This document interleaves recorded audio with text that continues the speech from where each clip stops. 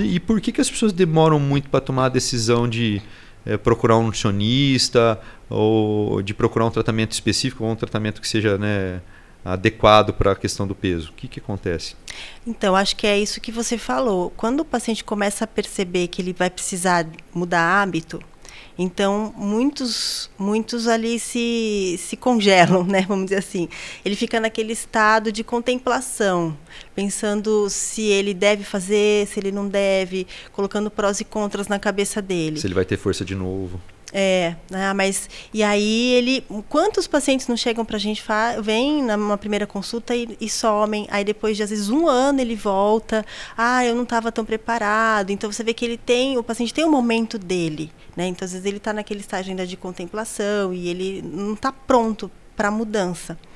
E aí, às vezes a gente tem que ajudar o paciente a entender essa mudança, né? Como você estava falando.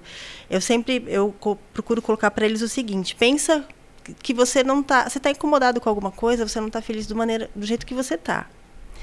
E colocar no papel mesmo. O que você ganha ficando assim e o que você perde.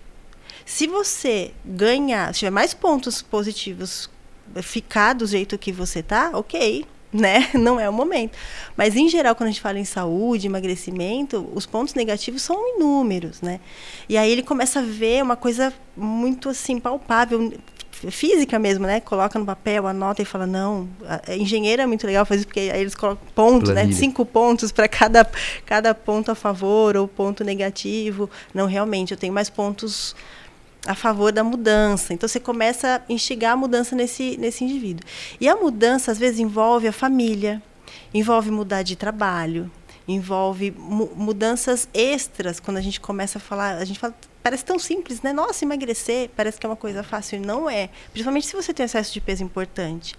Às vezes envolve outras questões, né? Financeiras, enfim, familiares, e que começam a entrar no jogo ali. Eu lembro, eu fiz já alguns acompanhamentos, né? Você já me acompanhou há um tempo já. E eu lembro muito quando a primeira vez que eu tive briga com o peso e você fez o meu acompanhamento. A gente, graças a Deus, teve muito sucesso. Mas eu lembro muito da forma como você trabalhou. E eu gosto muito de passar isso para os pacientes, que não é uma consulta com nutricionista, não é uma avaliação, é um acompanhamento, né? E a parte comportamental que vocês trabalham junto disso, entender a dinâmica da pessoa. E aí eu vou exemplificar o que aconteceu comigo, porque era uma época que eu tinha acabado de terminar minha formação, estava numa vida insana de trabalho, né? Ia no mesmo dia para 3, 4 hospitais, passava visita e cirurgia, uma vida muito maluca. E no meio daquele turbilhão voltei a fazer atividade física porque eu estava brigando com o peso, né? E aí às vezes a gente passa a primeira consulta, às vezes não dá para você ter a leitura de toda a dinâmica do paciente, né?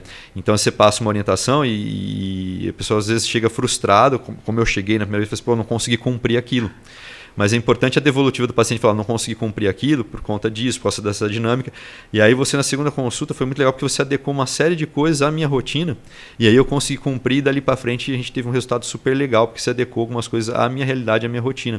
É lógico que a gente tem que ceder, vai ter que adequar algumas coisas para a realidade do emagrecimento, mas foi muito bacana o trabalho que você fez ali de entender, até de alocar alguns alimentos ali, que a gente você usou algumas táticas de alimentos ali por conta do local que eu estava, que não dava para comer às vezes alguma coisa específica, mas dava para substituir por outra, né? Você fez esse trabalho que foi muito bacana de individualizar esse tratamento. E o que acontece é que assim, a gente tem que realmente, né, se colocar no lugar do paciente, né, ensinar estratégias, dar alternativas. Tem coisas que o paciente mesmo entende que ele não tem como negociar, né? Como a gente falou, alguns hábitos precisam mudar. Mas, em geral, o acompanhamento é isso. A gente está ali para dar as ferramentas, né, e o paciente aprender a utilizá-las. E aí vai chegar um momento que ele vai andar com as próprias pernas. Ele não vai precisar do nutricionista para sempre, né? É só esse momento mesmo de reestruturar. Às vezes, isso é muito comum. Quando, às vezes, a primeira consulta, a gente às vezes não consegue colocar muita orientação nessa questão de refeição. A gente tem que dar uns passinhos para trás, ir lá no supermercado, né? Então, falar, olha, mas quantas vezes você vai ao supermercado na semana? Né? Porque existe uma dificuldade, por exemplo, de ter alimentos in natura ali, né? Salada, mas estraga, quem mora sozinho? Então, a logística, né? A logística, não tenho... Então, a gente ajuda nessa organização também, né?